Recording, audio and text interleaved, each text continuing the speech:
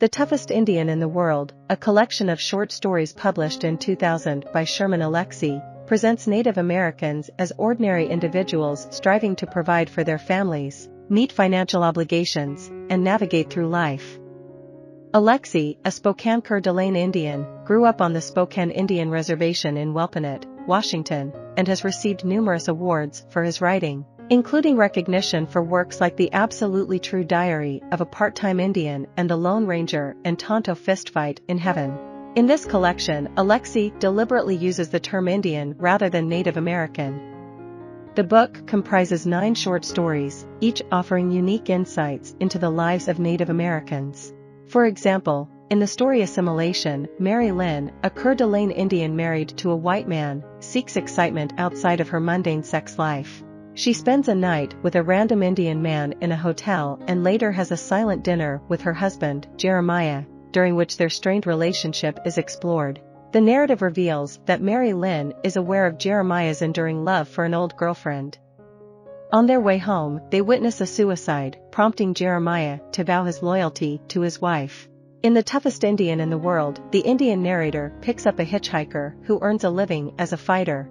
The hitchhiker recounts his last fight against a young Flathead Indian known as the toughest Indian in the world. Recognizing the Flathead's determination to die rather than lose, the older fighter decides to forfeit the match. Seeking a deeper connection to his heritage, the narrator invites the fighter to share his hotel room and engages in a sexual encounter with him. The next morning, the narrator leaves his car behind and embarks on a barefoot journey towards the place of his birth and eventual death. Another story in the collection, titled Class, centers around Edgar Eagle Runner, a Spokane Indian who marries Susan, a white woman. In the following years, tragedy strikes Edgar and Susan's lives when their newborn son passes away shortly after birth.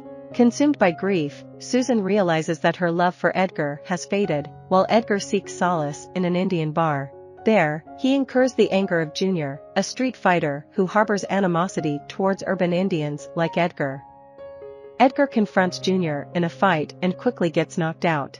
When he regains consciousness, the bartender admonishes him for attempting to escape from his comfortable life while she and Junior struggle to make ends meet.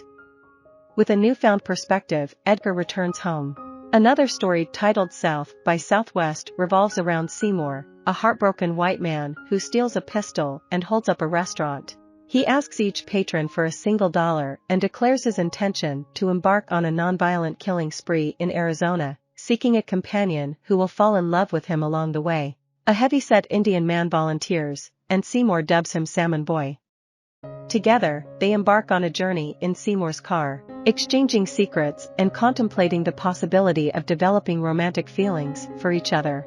As days pass, they continue their southward escape, almost as if caught in a dream, questioning if love is blossoming between them. In The Sin Eaters, the narrator, Jonah, recalls his childhood experiences as a 12-year-old boy on the Spokane Indian Reservation. One morning, soldiers arrive and take Jonah and 20 other children to a military base, where they join hundreds of other Indians, categorized based on their skin color. Jonah's cellmate, a diminutive Indian man named John, explains that they are to serve as sin eaters for deceased white individuals. The next day, the soldiers lock Jonah in a white room and send in a naked Indian woman, ordering them to engage in sexual activity. Refusing due to Jonah's young age, the pair endure punishment through electric prods until compliance is achieved. Jonah reveals that his entire existence has been confined to white rooms and encounters with naked Indian women.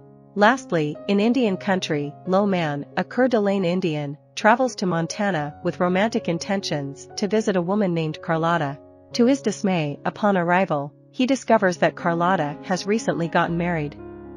Left stranded and feeling alone, he reaches out to Tracy, a college friend whom he has harbored deep feelings for. However, Tracy is a lesbian and currently engaged to a woman named Sarah, who is of Indian descent.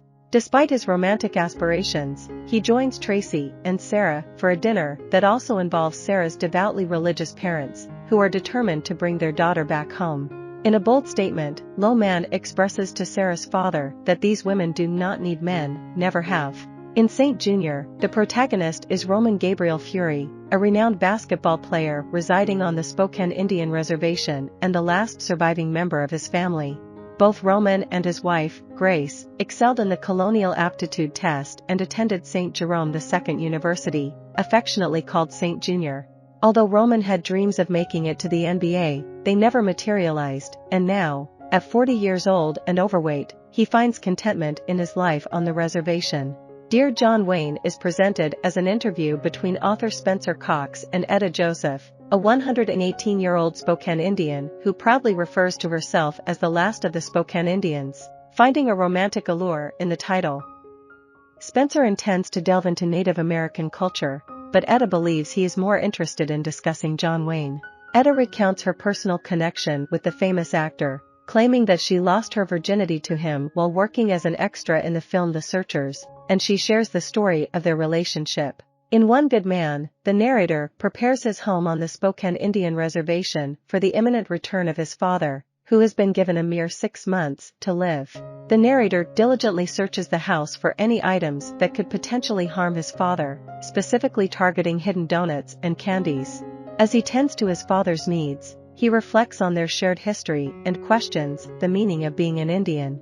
I hope you enjoyed this video. Leave a like if you did and be sure to subscribe. Thank you.